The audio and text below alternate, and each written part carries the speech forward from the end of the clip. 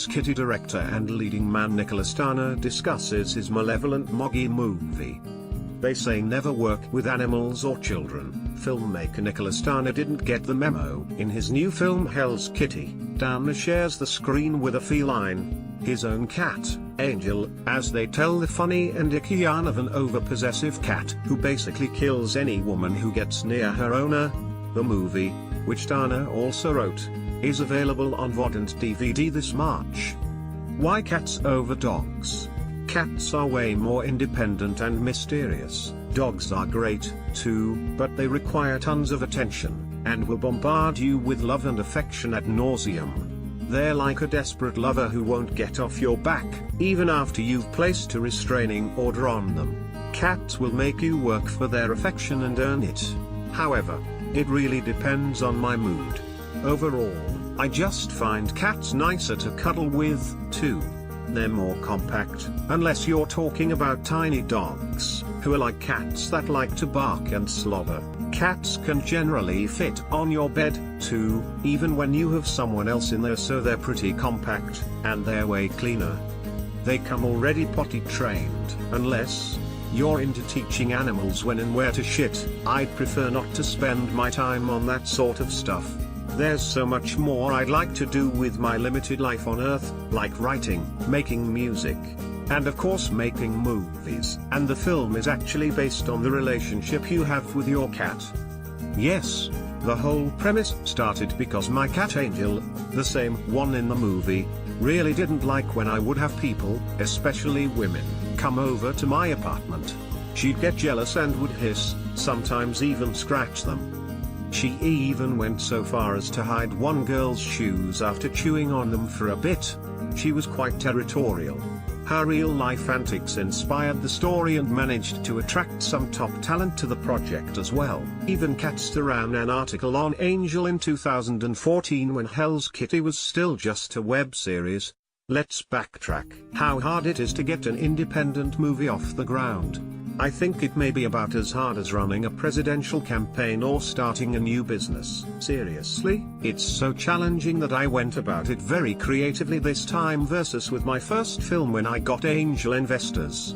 This time, I figured if I was going to take the time and money to do it, I wanted to reskin what I had, to borrow a term used in the video game world where they reuse back-end platforms for other games, in a way that allows me to get more bang for the buck, so to speak. I wrote the web series in a manner by which I could edit it together as a feature-length film.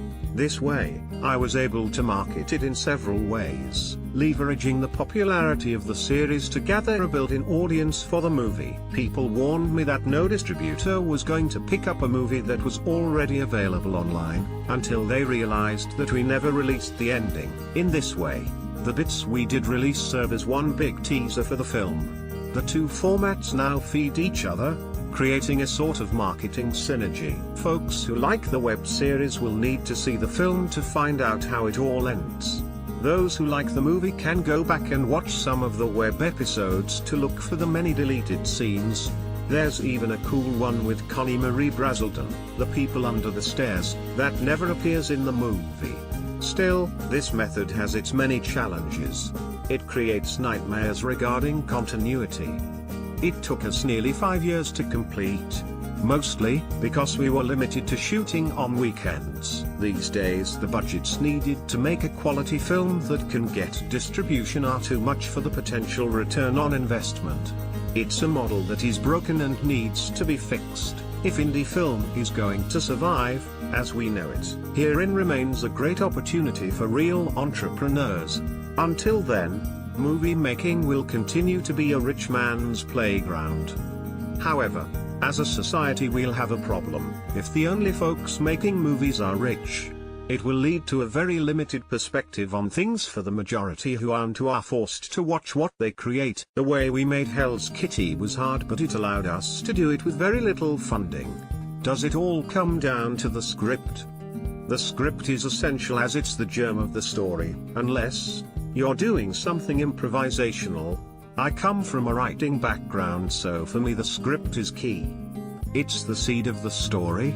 Everything grows from there. If you have great direction, solid performances, and rich cinematography and special effects, but you lack story, you basically got yourself a Hollywood blockbuster. No, I am kidding, sort of. However, without a good script, you run the risk of being just another formulaic piece of white noise in a world of information overload. If you're going to contribute something to a universe already plagued with so much media, devalued to some extent by the sheer availability of it all, you might as well strive to make something original. Originality in movie making begins with a unique story. Do investors still insist on stars?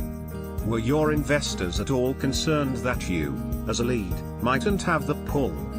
This was certainly not a problem with Hell's Kitty because I was the only investor. There was no way we could have made Hell's Kitty with Angel and another actor. My cat would have torn that poor person apart, literally. We would have had to replace Angel with a stunt cat, and that would have cost us time and money, which we didn't have to invest. I'm glad we were able to pull it off with Angel and myself as the lead. However, I was very concerned with both acting and directing in the film. I don't like to act in something that I'm also directing, unless I'm making a small cameo appearance. The mindset for acting is completely different from that of directing. When I direct, it's more cerebral. I need a distanced perspective on things. I need to be aware of the big picture to make sure it's all working. When I act, it's much more immersive and singular, as I embody a particular character.